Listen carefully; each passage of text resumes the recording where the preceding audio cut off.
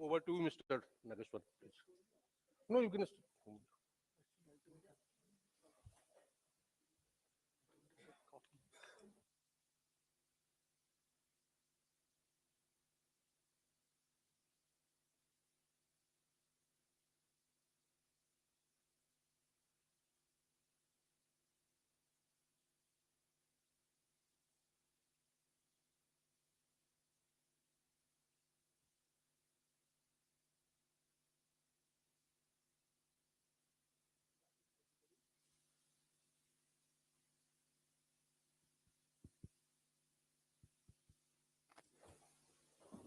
Good afternoon, everybody. Can you hear me well? So we just spent 1 month of 2023, so you still have 11 more months to go. So I wish you all a very happy and healthy rest of 2023. Uh, this morning, we had the International Monetary Fund release its World Economic Outlook update. And they maintained India's GDP forecast or estimate for current financial year at 6.8, next financial year at 6.1, and importantly, for 24-25, they kept India's real GDP growth forecast at 6.8%. So they show an acceleration of India's GDP after a slight dip, which they estimate for the next financial year. In fact, the presentation today is going to focus on this aspect, that India's GDP growth is poised to do better in the remainder of this decade, and that is the focus of this economic survey itself.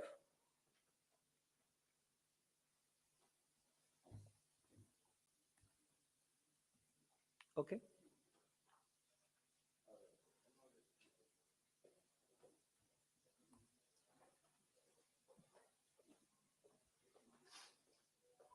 Not moving.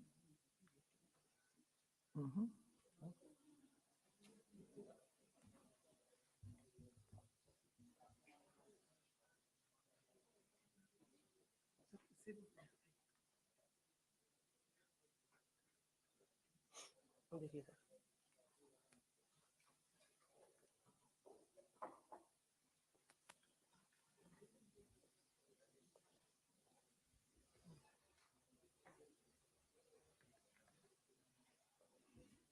It's frozen.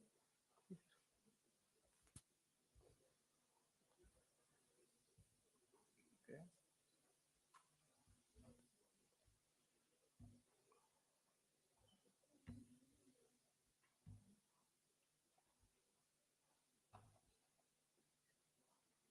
Sir हो गया यहाँ से भी हो जाएगा sir उनकी press वार्ता okay we basically let you admire the cover slide for a bit longer than it needed to be. So what are the key messages, as I mentioned in the initial remarks?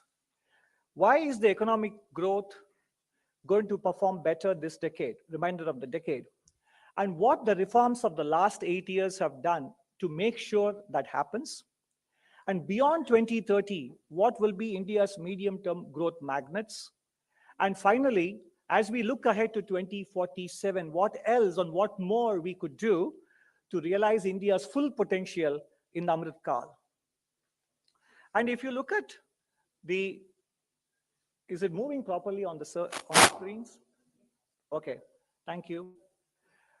The survey looks ahead to the medium term because the pandemic response and recovery phase is over. In fact, chapter 1, the title itself says, State of the Economy, Recovery Complete. And therefore, after a long time, we have banking, non-banking and corporate sectors with healthy balance sheets, and they are ready to borrow and lend and invest. So we don't have to speak about pandemic recovery anymore. We have to look ahead to the next phase of India's economic growth process. So why is economic growth going to be better this decade? In order to look ahead to the future, we always have to first look back at the rear view mirror. Let's rewind the tape a little bit. What happened in the first decade of the millennium was a lot of optimism about BRICS economies. By 2002, balance sheets were lean and mean. Companies were willing to borrow, invest, banks were willing to lend. So leverage ratio in the corporate sector and in the overall non-financial private sector rose very sharply in the first decade. And it got to the point where the credit to GDP ratio in actual terms was much higher than the trend in the first decade of the millennium. That is what you see. The middle hump is basically actual credit GDP ratio was well above trend, and it persisted for a long time. And because it was quite well above trend and also lasted longer, naturally, it led to a period of excess borrowing and excess lending. And the second decade was a payback time. So India went through a classic financial cycle, credit boom and credit bust. And this is not something new for the world. Every time you go through a financial boom and bust, it does leave its impact on economic growth. And that is what happened to us, especially in the second half of last decade. And you can see this here. Look at this chart. From 1980 to 2000, the bank credit to GDP ratio was roughly around between 25 and 30%. And then it jumped from 25 to 55, 60%, and spent the second decade of this millennium hovering in that range. This is the digestion process. So there was massive expansion. Remember, this is a ratio. GDP went up, but the bank credit expanded even more than GDP growth, and naturally, such a big spike within a space of 10 years, what we could not achieve in the previous 20 years, naturally had to lead to some kind of a credit indigestion problem, which had to be adjusted in the second decade.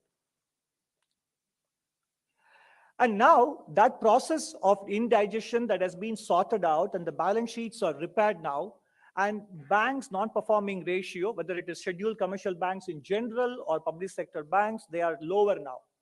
And you can see that also banks have done so partly through recapitalization, raising fresh equity, and also through higher provisioning. So bank balance sheets are repaired, and that is why you see that in the credit growth picking up. You look at credit growth across sectors, agriculture, industry, services and personal sector, housing loans and car loans, etc. The growth rate is now sustainably above double digits.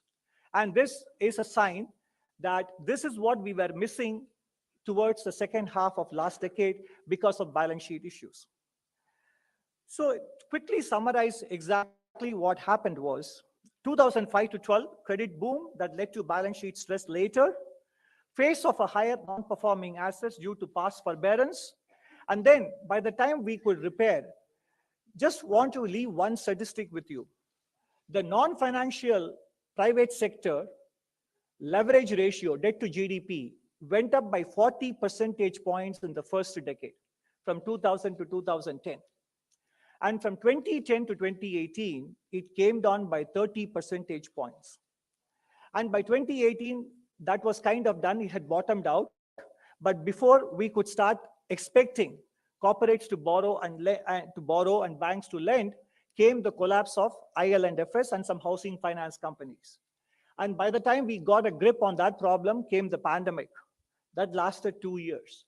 And then 2022, we had the commodity price shock and synchronized monetary policy tightening after a very long time in the developed world. So it's a case of balance sheet stress followed by successive one-off exogenous or external shocks that have basically prevented the impact of economic reforms pursued by the government on economic growth. We would have seen the results already, but for these successive one-off shocks on the back of a fairly large credit boom that turned into a bust. The reforms of the last 8 years, which I just now mentioned to you, basically spans multiple dimensions. It is not purely about economic reforms for higher growth.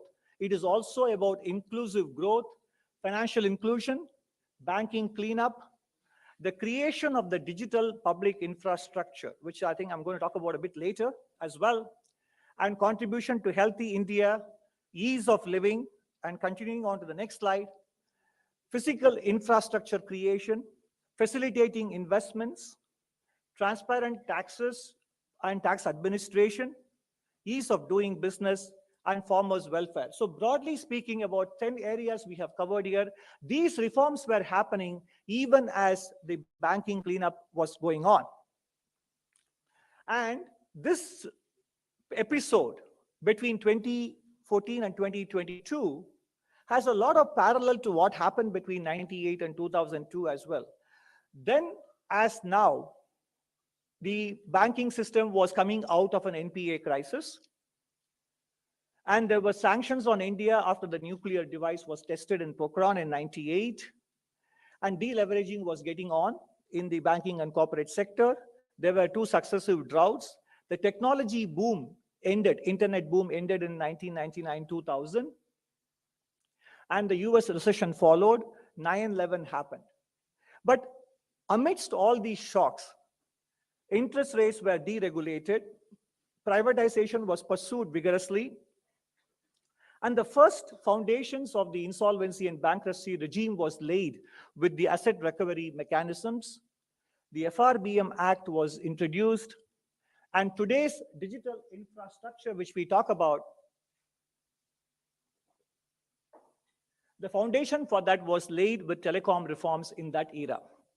But obviously, there is a lagged effect for these reforms to show through in the data because underlying conditions had to turn favorable. We talk of public digital infrastructure. Okay.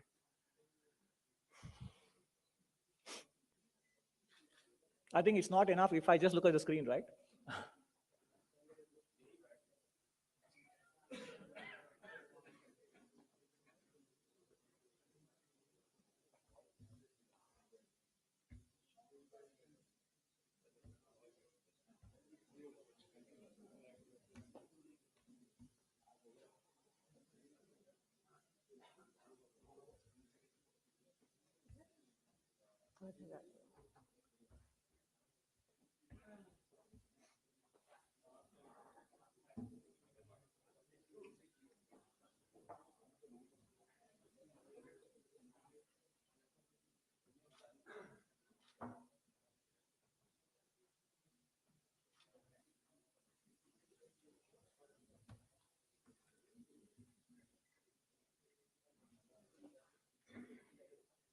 Yes.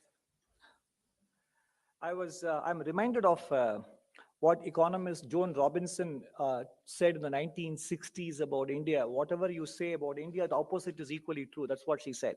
And so anyway, the parallels to the 1998-2002 period, to this period is that even as a crisis was being addressed, economic reforms were pursued, and when underlying conditions turned favorable, the lagged effect of reforms showed through. That's exactly what is reflected, for example, in the IMF forecast, and that is what we expect in the medium term as well. The lagged effect of the reforms will show through because in the last several years, the full effect of the reforms could not be felt in the data because of successive one-off shocks. And that's why we talk about the medium-term growth magnets for the economy. The entire philosophy of economic management revolves around making it easier for people to pursue their economic activities in individual lives or for businesses, and ultimately leading to efficient resource allocation, and more importantly, enhancing the potential of the economy to grow at a higher rate. And that includes, obviously, it is an indicative list and not a complete list: agricultural growth, a trust-based governance model, public goods for inclusive growth, both infrastructure, digital and physical, and many other things which will come under that, involving the private sector, and more importantly, managing the energy transition, reducing our dependence, and also addressing climate change issues as well.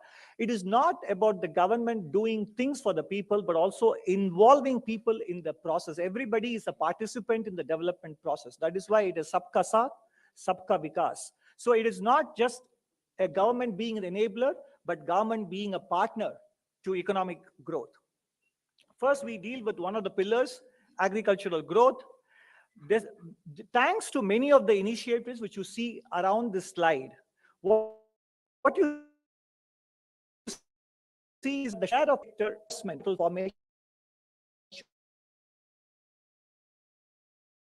in agriculture, 9.3% of overall gross capital formation agricultural sector. It has been facilitated by the creation of the Agricultural Infrastructure Fund, a national agriculture market with direct FPOs which take into account organic farming options as well, and more importantly for the farmer, income support as well as risk management through crop insurance. All of these things have paved the way for greater participation of the private sector in capital formation in the agricultural sector. This sector is no longer about being a primary sector. It also has tremendous export potential, as we have been observing lately in our merchandise goods data for the last several years. What about the trust-based governance model, the second pillar of the development and growth strategy? The Insolvency Bankruptcy Code restores trust between the borrower and the lender. The borrower has an exit option and so does the lender. And that is the key to this. And the important thing is, more than 7 lakh cases, even before they come into the IBC process, have actually gotten resolved before they enter the process. And that is the most important thing, which doesn't get captured in the data. The usefulness of IBC is in ensuring borrower payment culture even before they enter into a resolution process. Ease of doing business, one illustrative example is the Real Estate Development Regulation Act, which has ensured trust between developers and buyers, making them more transparent and check-based transactions rather than relying on black money.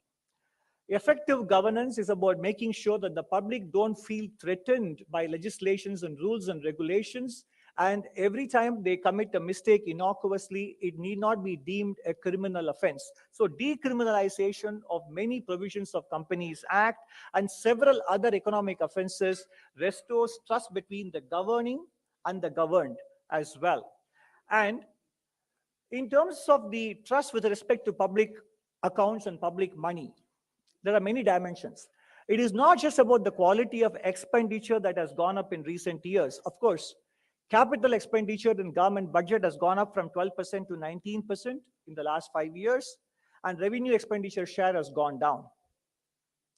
However, it is not just about the quality of expenditure improvement. The way the government has become more transparent with respect to the budget deficit numbers, the prudential assumptions being made for budget deficit calculations, etc., expenditure management, making sure that public procurement is transparent and enables everyone to compete and have a fair shot at becoming a supplier to the government. All these things are part of fiscal and public expenditure management. Now, moving on to the more macro dimension of it, if you look at the last 16 years, there is much talk about today of India's high deficit debt to GDP ratio. You can see that among the countries that saw very little increase in the public debt to GDP ratio, India is one of them. India, Germany, and Indonesia in the last 16 years. In fact, you will see in the survey in chapter 3, we have done an exercise, a counterfactual exercise. In 2019 and 2022, instead of the actual nominal GDP growth rates which we experienced, if only the economy had continued to grow at a rate of 10% nominal terms, the fiscal deficit and debt ratios would be a lot lower than what they are today. The point is, because of India's growth dynamics and the cost of capital being lower than the nominal GDP growth, there is enough scope for the fiscal parameters to improve in the coming years once we achieve sustained and steady growth as we expect. And that you will see in chapter 3 on the fiscal side. Creating public goods for inclusive growth, that is the third pillar. And it is not only about physical infrastructure, although it is an important part of it, in terms of the amount of kilometers of highways completed, electricity installed capacity. This is RBI showing that in 2011, if you put them as an index value of 100, where they stand today in 2020, excepting the case of railway track, which because much of it was laid already, and therefore even a 14% improvement in 9 years in terms of 8,000 kilometers added is a very big number. But in every other case, national highways or cargo handling capacity, the growth rate is 80% or doubled in the last 10 years or so. And on the softer policy side, apart from physical milestones, you have public-private partnerships, pipeline, the national monetization pipeline, which will improve economic efficiency, as I mentioned earlier, and the PM Gati Shakti, which is still in its early years. The underlying purpose of it is to make sure that public investment projects get completed without cost and time overruns, and there is synergy between various departments such a way that sequencing happens naturally and logically, and therefore delays are minimized. So PM Gati Shakti is about reducing information asymmetries and making sure that government projects are executed on time and within cost estimates. The national logistics policy is an important cog in the wheel. Our export competitiveness is hampered by the fact that logistics costs constitute 14 to 15%. The goal is to halve it and bring it down to international levels, and this national logistics policy will play a very important part in that. The public digital infrastructure, about which now there is a lot of justified optimism on India, not only in the country but outside as well. The initial phase of reforms started with the identity, and then the Jan Dhan Yojana, financial inclusion, Aadhaar and mobile. And then it moved on to unified payment interface, which allows even payment as small as 2 rupees through a barcode, common service centers for IT-enabled services, PM Disha, digital DigiLocker, BharatNet, and services at a click. Now, they have set the stage for new age reforms, which is now going to make sure that hitherto neglected segments of society, low-income households and micro businesses, get a fair shot at accessing national and international markets and getting funded by financial institutions. These digital developments allow all of them to leave their digital footprint, which creates a credit history for them so that they are able to access finance as well as access markets. And that is the potential of digital infrastructure. Even though it's almost 5-6 years old since the beginning, formal study of how much digital infrastructure contributes to growth is yet to be undertaken. But it is my belief that India's improved balance sheets and the digital infrastructure together will add anywhere between 60 to 100 basis points to India's GDP, which is what we were missing in the course of the second decade. This is an elevation and enhancement in India's potential GDP growth because the baseline is assumed to be around 6% by many international organizations. But what is important is we have a financial cycle that was disrupted in the second decade. That is coming back. And we have the new development public digital infrastructure that is adding another 30 to 50 basis points. So together, these two developments add about 50 to 100 basis points to the trend growth, which many organizations peg for India at 6%. And that is why my optimism is that in the coming decade, rest of the decade, the potential GDP growth without taking into account export potential, because global economy is still rife with uncertainty, the growth rate could be around 6.5% to 7% rather than between 6 and 6.5%. Ultimately, economic growth is only a means to an end. And what is that end? The end is prosperous and dignified living for citizens. And therefore, basically, the chapter on the social sector, in a departure from the previous economic surveys, we have actually brought it to the front of the economic survey. After the initial state of the economy, medium-term outlook, fiscal and monetary affairs, inflation, the sixth chapter in the survey is on social sector, and perhaps it is the longest and the biggest chapter in the entire economic survey this year. And there is a reason for it, both in terms of its placement and its size, because the interventions made by the government have been substantial, and it is to make sure that no one is left behind. This is about inclusive growth. And as you can see here, and the survey, not only the full document, but the highlights also capture the elements of this with outcomes as well, ranging from electricity, healthcare, food security, affordable housing, drinking water and sanitation, all the way to cooking fuel, all-weather roads and skill development. Outlays have become outcomes, and they are covered in detail in the social chapter. More specifically, in terms of outcomes, you can see here general government spending, both union and state governments put together. Education spending has gone up from 5.3 lakh crores to 7.6 lakh crores, and health almost more than doubled in the last 3 years. And other than health and education, we have gone up from 4.86 lakh crores to 8.3 lakh crores approximately. The outcomes are seen on the right side. Primary school dropout rate has come down from around 4.7% down to 1.5. The pupil to teacher ratio has improved from 34 to 26, and there are going to be 14,500 PM Shri schools to be established in the next 4-5 years. And while we are seeing the pupil to teacher ratio improvement happens, it is a matter of time before they also show up with respect to the cognitive and non-cognitive skill proficiencies of our students in the primary and middle school. Health and education are two important pillars of any family's life. So the gamut of health initiatives, starting from the National Health Policy on your bottom left, continuing all the way in 2022 up to Pradhan Mantri TB Mukt Bharat Abhiyan to end TB by 2025, National Tele Mental Health Program. Of course, it will be a travesty if I leave out the successful COVID vaccination program. You only have to look at several other countries to understand how important a role this has played in ensuring a quick turnaround of the economy and restoration of normalcy in our own daily activities. 2.2 billion doses and still counting.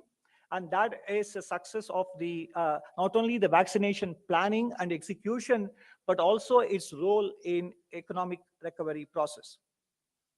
Again, it is not enough just to speak about the policies, but also important to mention the outcomes. Maternal mortality ratio has come down in the last 7 years, 167 to 97. Child mortality ratio has dropped from 45 to 32. And under 5 mortality ratio has dropped from 39 to 28. Because of these, and because of government's health insurance programs, a family that used to spend nearly 2/3 of health expenditure on its own is now spending only 48%.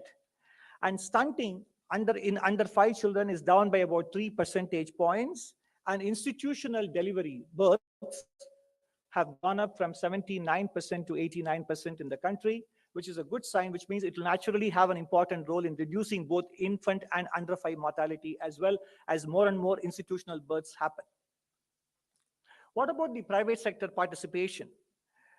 Well, the tax cuts of 2019 played a big role in ensuring that the private sector was able to repair its balance sheets quickly and consider investing, about which I will show the evidence later.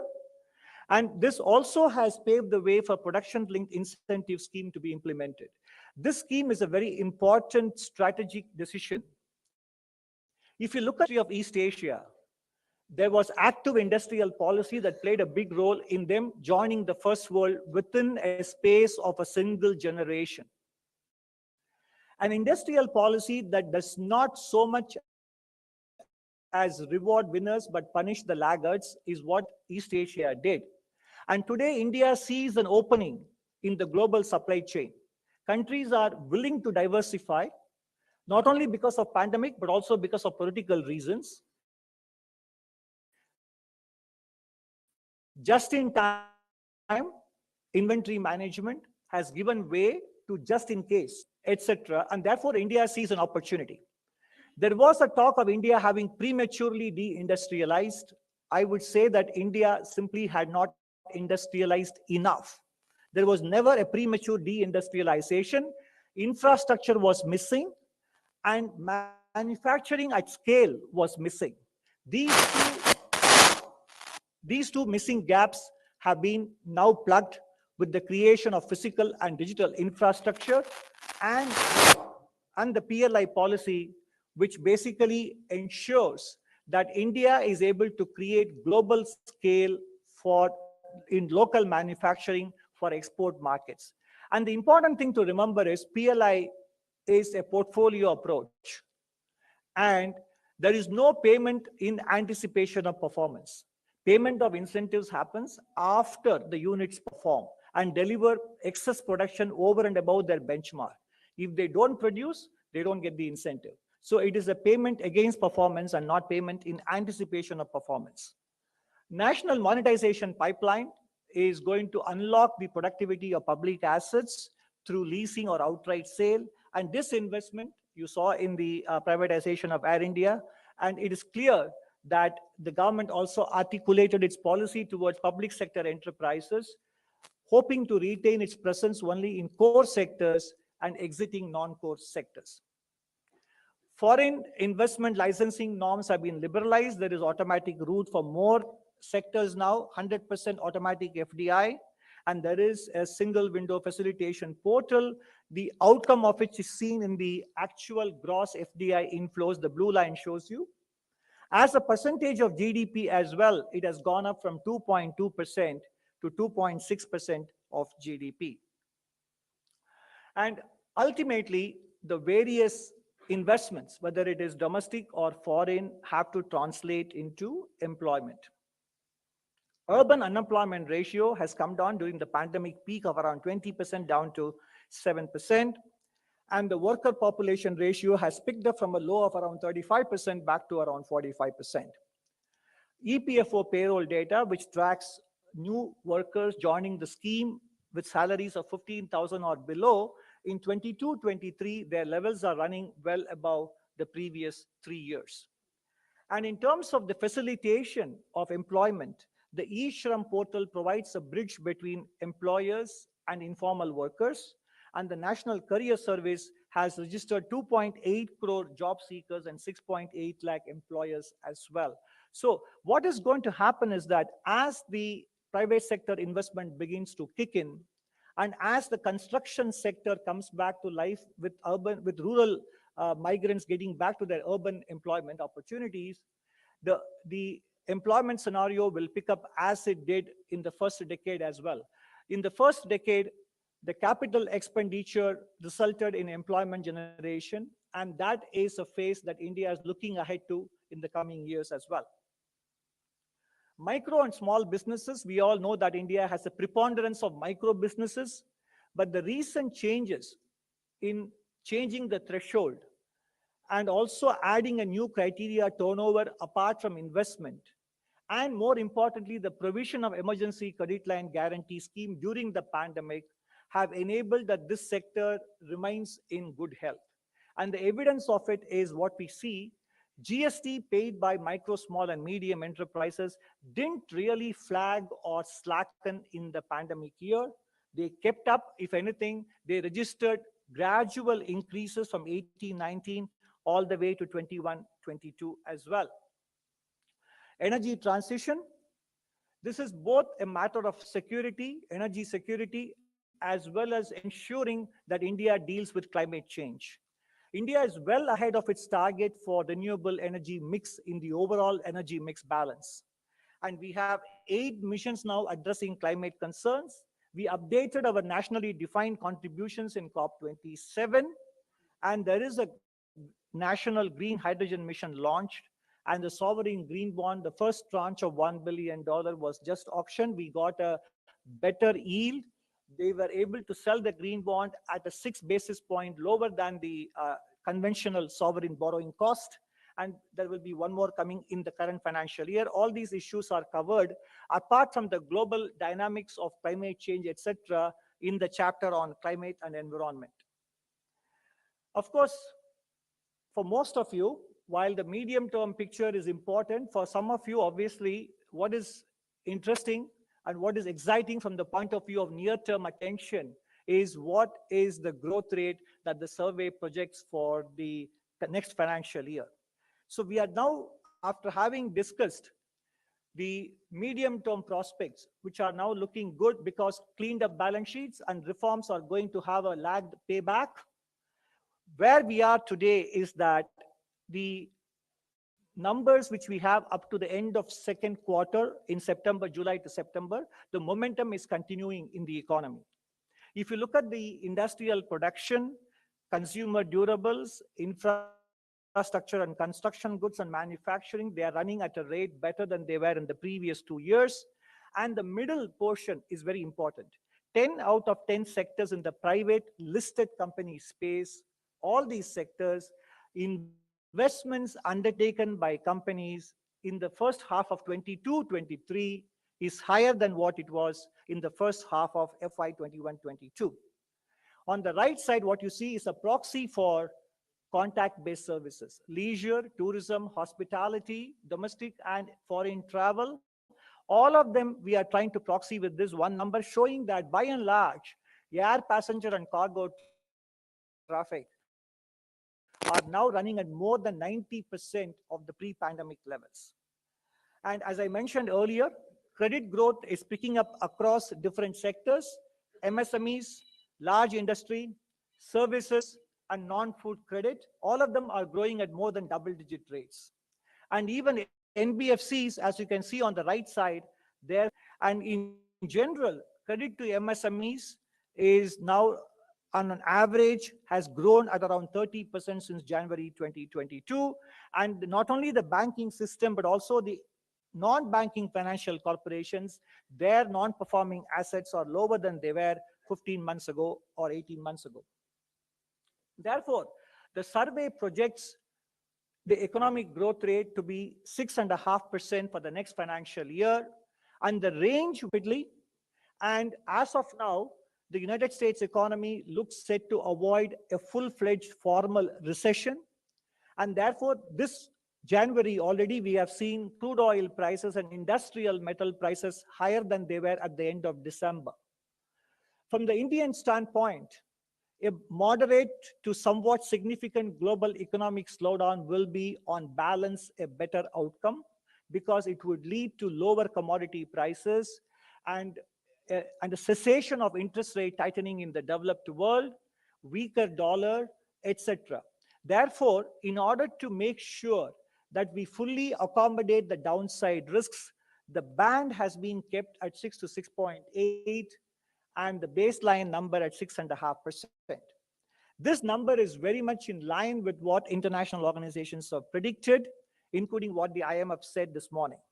So therefore, ladies and gentlemen, we have basically come to the end of the presentation. And in this last slide, as I mentioned at the very beginning, what more can be done to ensure that the potential GDP growth does not stop at 6.5 to 7%, but goes beyond that, even if global growth and export prospects remain moderate, by attending to many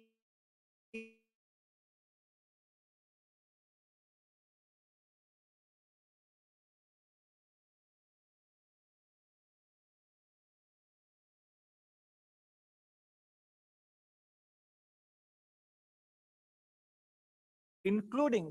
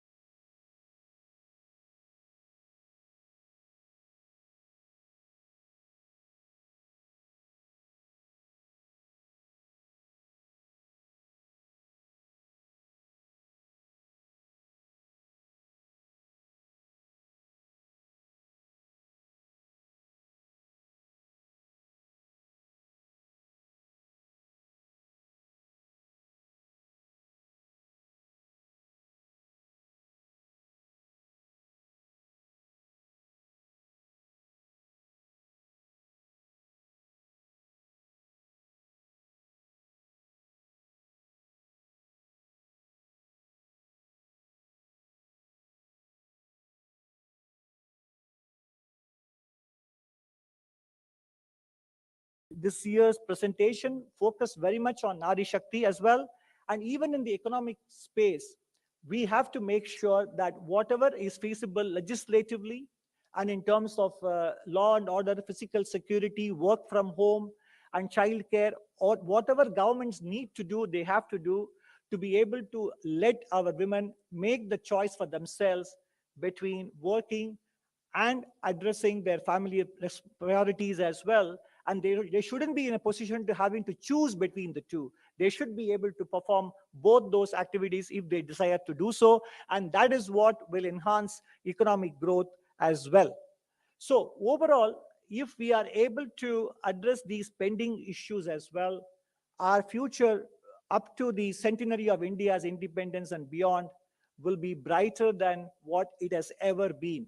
So this year's economic survey comes to you in 3 volumes: the main document, the statistical appendix, and more importantly, an economic survey highlights giving some of the statistical information. And many of the charts and the tables which are there will be uploaded as Excel files as well for you to download and look at the data yourself and make use of them. So I hope this presentation has given you a glimpse of what the survey contains and has whetted your appetite to dive deeper into the parent documents. Thank you for your patient listening. Thank you.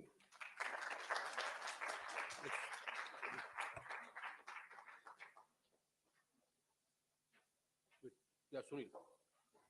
Yes, 255.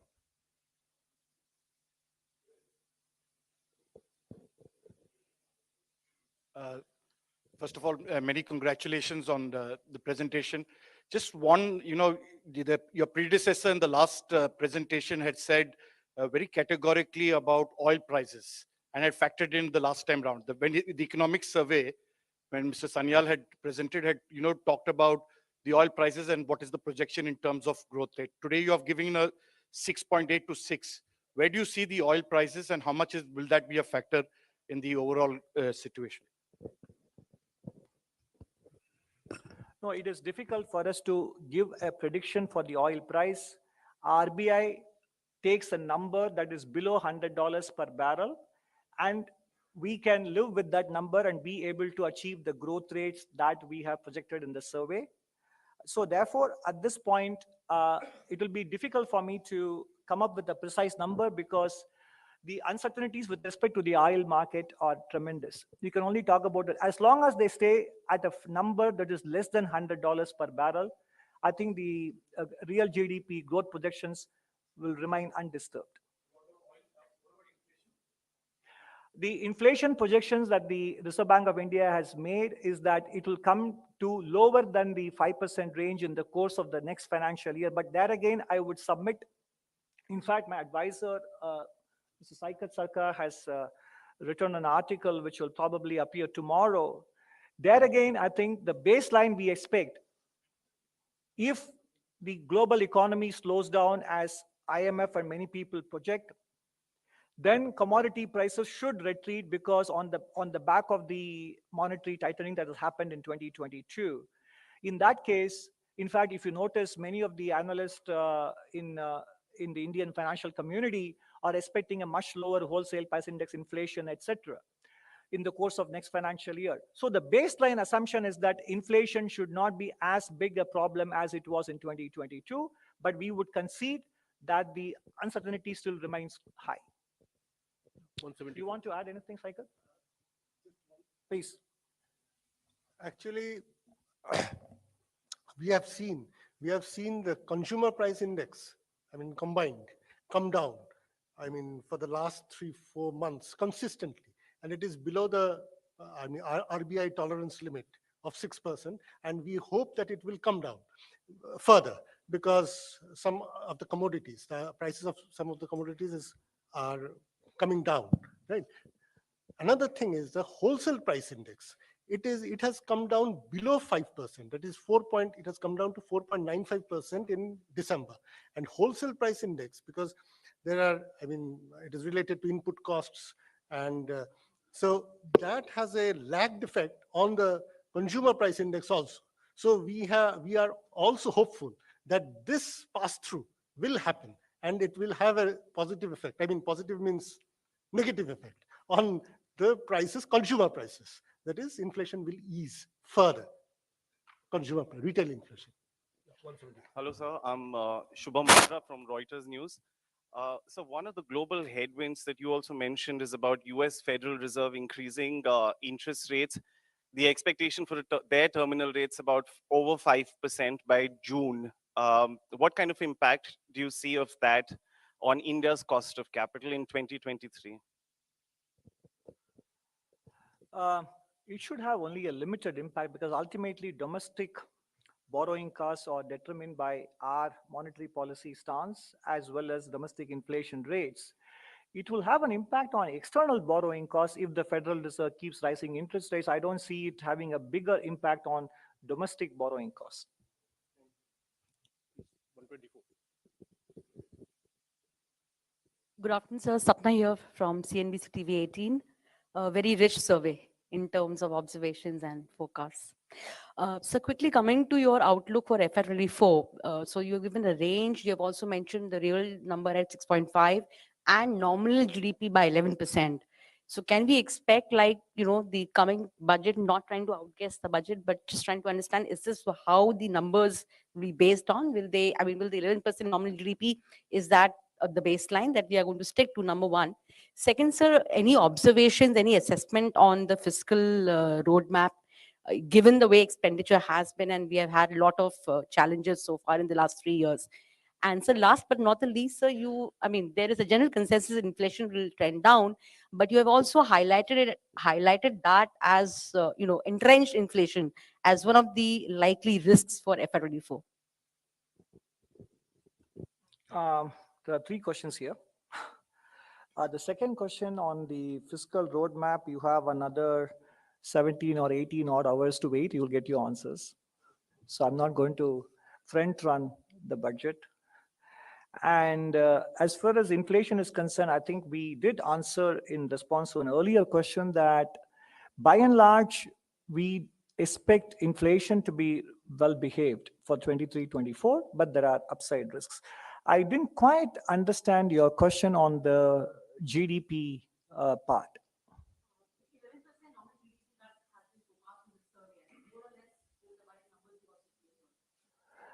The 17-hour question. The 17 hours thing can, it did remark that. I'll just reiterate what CS said. We have to wait for the budget for this year.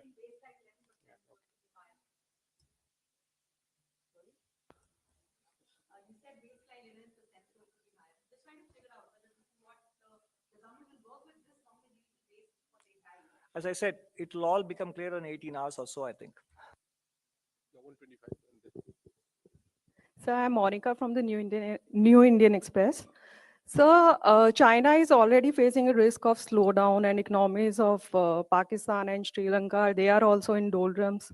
So what do you make of the crisis in our neighboring countries? And also these concessional corporate tax have not been able to trigger new investments in India. So what do you think, what are the reasons behind this? So we know very well that India has provided enormous assistance to Sri Lanka in 2022. And recently also, you might have read the reports that we have given the financing assurance to ensure that their debt sustainability is achieved. While we are watching the developments in the neighborhood, we don't have any comments to offer at this stage on them.